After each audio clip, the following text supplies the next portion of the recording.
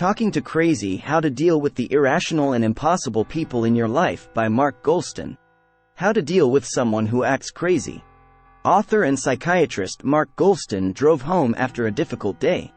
Preoccupied, he inadvertently cut off a pickup truck. The driver of the pickup honked angrily at Goulston, who waved back. Still driving along in a mental fog, and less than 1,000 yards down the road, Goulston cut off the pickup truck again. This enraged the driver, who caught up with Goulston and forced him to the side of the road. The driver jumped out of his truck and raced to Goulston's car. Talking to Crazy is an Olympic-level skill, and you'll be less likely to experience defeat if you exercise beforehand and develop some serious mental muscle. The big man hammered on Goulston's window, cursing. Goulston rolled down the window, said calmly, "Have you ever had such an awful day that you're just hoping to meet someone who will pull out a gun, shoot you and put you out of your misery? Are you that someone?" Dumbfounded, the man replied, "What?" If you learn to let people cry, and calmly observe what happens, you'll see that their outbursts typically lead them to a calm place where you can reason with them. The average person might try to reason with or argue with a big, angry guy. Either response probably would have provoked him to attack Goulston. The man's irrational tantrum popped Goulston out of his fog. His experience as a psychiatrist and his professional instincts kicked in, and he found a way to disarm the driver's wrath. Goulston told the befuddled pickup driver about his dreadful day and explained he'd been driving in a stupor. He said he often screwed everything up, implying that he wouldn't mind if the big trucker put him out of his misery. This crazy tactic worked. "It'll be okay," the bewildered behemoth reassured him. "Just relax." He lumbered back to his truck and drove away. Lean into the crazy. Instead of treating the driver like a threat, Goulston leaned into the man's irrational, angry behavior. Goulston's unexpected reaction altered the dynamics of the situation. You need to know why arguing or reasoning with Crazy doesn't work, while leaning into the crazy does. Though it's counterintuitive, leaning into the crazy is your best tactic when someone acts irrationally. This parallels what to do if a dog bites down onto your hand. Trying to remove your hand from the dog's mouth will only cause it to bite down harder. Instead, force your hand further into the dog's mouth. The dog will release its teeth so it can swallow. Treating crazy people as if they're crazy increases their craziness. Instead, break through to the people you need to reach. If you don't identify and handle your own irrationality, you'll sabotage your efforts to get through to the people you need to reach. Irrational behavior manifests 4 ways. 1. People can't see the world as it really is. 2. They make nonsensical statements. 3. They make decisions that hurt instead of help them. 4. They become even more obstreperous when you try to reason with them. The sanity cycle. When a colleague, friend or family member acts crazy, apply a 6-step sanity cycle process. 1. Recognize that people who are acting irrationally can't think rationally at that moment. 1. Their crazy behavior has a deep-seated emotional basis that you can't talk away. 2. Identify how their insanity affects you. 2. Do you feel angry, guilty, ashamed, afraid, frustrated, or otherwise crazy yourself? This insight will help you interact more calmly. 3. Realize that other people's crazy behavior has nothing to do with you. 3.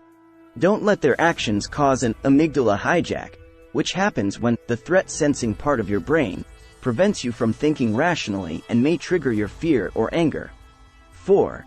Stay calm and non-judgmental. 4. Try to see the irrational person's perspective. 4. Be inventive, even counterintuitive, in your reaction to alter the situation radically. 5. Show you are on the crazy person's side and that you aren't a threat. 5. Don't try to quiet him or her down. 5. Encourage venting. 5. Demonstrate support. 5. Never mirror any aggression. 5. Apologizing to someone can help you talk him or her down from an explosive emotional state so he or she will listen to you. 6. Once the person is calm, help him or her reach a more rational state of mind. What's each person's kind of craziness? All irrational people have their own brand of crazy. Identifying their modus operandi, MO, their particular manner and style of irrationality, will help you determine how best to deal with them. When people are emotional, they often say or do things before they think. To detect MOs, look for these manifestations. Emotional, people like to vent. Logical, people are factual and condescending. Needy, folks whine constantly, while those who are fearful find everything scary. Hopeless, staffers hide from the world. Martyred, employees never ask for help. Bullies attack you, and the know-it-all believes you're always wrong. Particularly avoid the sociopathic person who has no conscience and will try to frighten you. Your own brand of crazy. Everyone possesses a degree of craziness, including you. To deal successfully with other people's irrationality, you must first deal effectively with your own. Certain negative, internal messages can skew your reality. For example, "I'll never be good enough," "I can't trust people," or "people will hurt me." Note your negative internal messages and try to neutralize them. If you can figure out the person's MO, you can turn this information to your advantage. Counter these negative messages with positivity. Be upbeat with everyone, especially the most negative people. As you become more positive, you'll find the difficult people around you will become progressively more positive and sane. Back to sanity. As you minimize your craziness, use one or more of these techniques to talk irrational people back to sanity. These strategies are useful with irrational people in your life with whom you are not intimate, such as colleagues, employees, acquaintances, or strangers. 1. The belly roll. When people attack you, don't try to dominate them. 1. They'll only attack you more. 1. Act like a dog in a fight. It submits by exhibiting its belly to its opponent, as if to say, "You are the dominant dog." Bequeath power to the person who acts crazy, and turn yourself from a threat into an ally. 2. The AEU technique. This means, apologize, empathize, uncover. An apology works wonders, even if you did nothing wrong. 2. Demonstrate empathy by telling the person you've thought about what being in his or her situation must be like. 2. To uncover, put the other person's negative thoughts about you into words. 2. Skip this step if the crazy acting person hates you or if you're feeling emotionally fragile. 3. Time travel. People fight over what happened in the past or what's happening now. 3. Focus on the future instead. 3. Marshall Goldsmith, the author of What Got You Here Won't Get You There, suggests that you should say, "I can tell that I'm doing or failing to do a lot of things, and this has upset you for a long time." 3. Going forward, what in your mind's eye would you like me to do differently? 4. The eye of the hurricane. People who rant and rave can seem completely crazy. 4. Yet calm exists at the eye of hurricane, at the deep center of insane-seeming behavior. 4. Try to reach that hidden, interior calm. 4. After the screaming ends, ask how you can make the irrational person feel better. 5. Digging down to disappointment. When irrational people insult you, do they mean it? No, the critical person may feel disappointed in you. 5. Say, "I can see that you're really angry at me. Tell me, do you hate me, or are you just incredibly disappointed in me for doing X, or failing to do X?" Disappointment is often the wellspring of rage. 6. The fishbowl. Speak with your eyes by using the fishbowl exercise. 6. Two people sit across from each other without speaking. 6. They stare into each other's eyes. 6. They begin to feel empathy toward each other. Use the same exercise with someone who is acting unbalanced. 6. When you immerse in the fishbowl, you can converse empathetically. 7.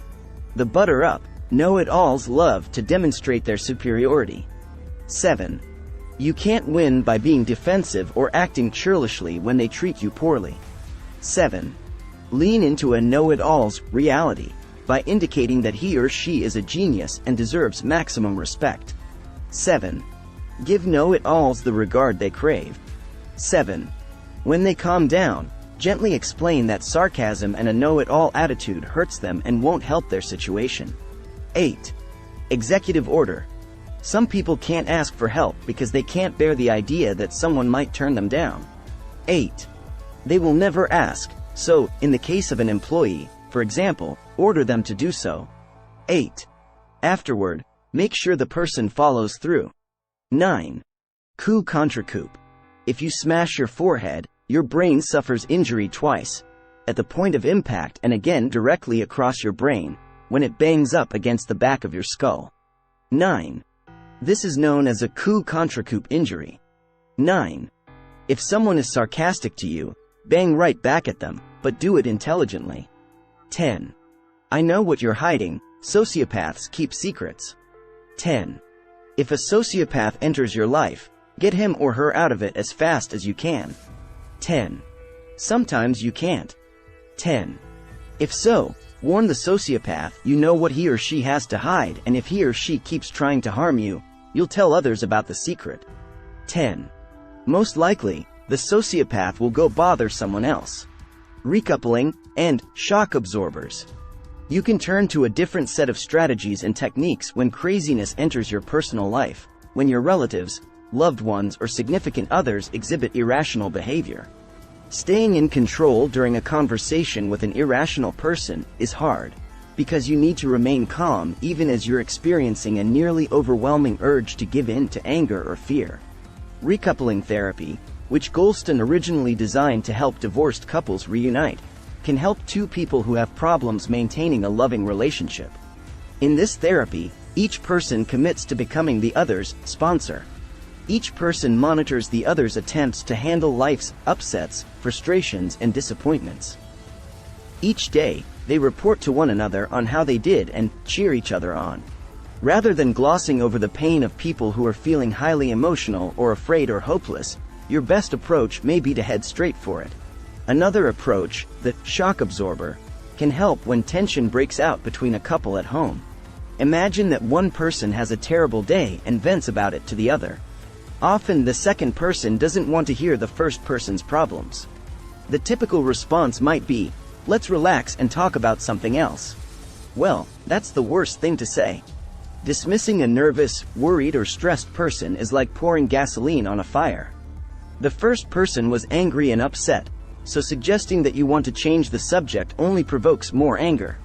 Instead, the partner should function as a shock absorber by commiserating and demonstrating empathy. Regular crazy and serious crazy.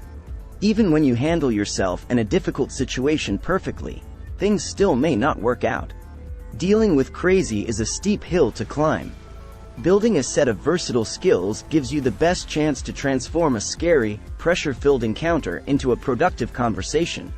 All of us, even if we're strong at the core, will occasionally lose it when stress causes our brains to misalign. However, that works for regular crazy. Don't try to handle with someone else's serious insanity that provokes a severe amygdala hijack. If you are dealing with someone with a severe emotional disorder or a mental illness, you can't talk to crazy all by yourself. Enlist professional help. Turn things over to a psychiatrist, psychologist, or another mental health professional. Someone is dealing with serious craziness if they have mental illness, severe behavior problems, personality disorders, drug or alcohol addiction, homicidal thinking, or suicidal thinking or behavior.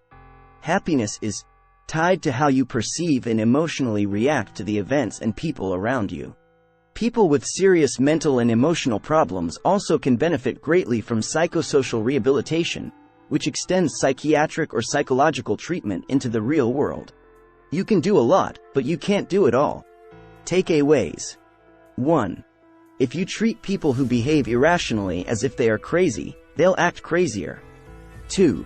Before you deal with someone who acts crazy, recognize your own irrational tendencies and do your best to neutralize them. 3. Employ the 6-step sanity cycle to help irrational people. 4. First, understand that people who are acting crazy cannot think in a rational manner. 5. Second, try to understand each person's modus operandi, his or her particular style of crazy. 6. Third, recognize that someone's off-kilter behavior has nothing to do with you. 6. It's coming from and concerns that person only. 7. Fourth, Lean into the other person's craziness. Be inventive and act in an unexpected, even counterintuitive, ways. 8. Fifth, show the irrational person that you're a friend, not a threat. 9. Sixth, once the person calms down, help him or her think more rationally. 10. If you are dealing with someone with a severe emotional disorder or mental illness, you can't talk to crazy all by yourself. Enlist professional help. Please like, share and subscribe for more videos. Thanks for watching.